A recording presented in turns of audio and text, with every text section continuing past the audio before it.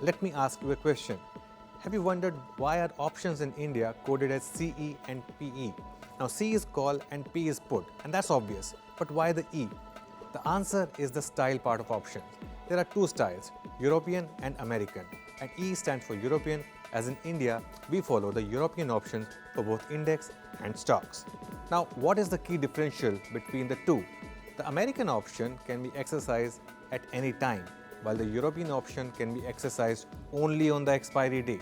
So an American call option buyer can ask for delivery of underlying at any time, but European option buyer cannot. This, however, does not mean that the European option buyer needs to wait till expiry to make money. Now in India, normally the expiry happens on Thursdays, right? On Nifty and Bank Nifty, it's every week.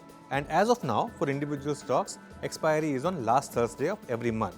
The NS is trying, of course, Tuesday expiry for Nifty Financial Services as a test case. Now getting back to the exit part for European options, when the price moves in your favor. Now suppose a stock trades at 100 rupees and you buy a call option for 100 strike at 4 rupees, which is set to expire in 5 days. Now suddenly the price surges to 110. Now you want to exercise your option, right? But you cannot do it since it's European and expiry is still 5 days away. But there's no guarantee that the stock price will sustain. However, you can sell this option in the market again without having to hold it till expiry. In this case, let's say the option surges to 14 rupees, you end up making 250% returns on your investment even though the stock only moved 10%.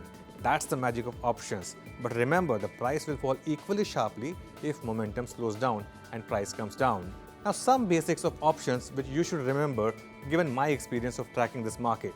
Use current week options if you are expecting a sharp move in near term.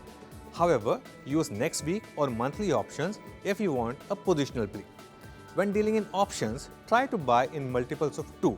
What that does is allow you to exit half at big gains, which makes you risk-free, and you can ride the other half for more.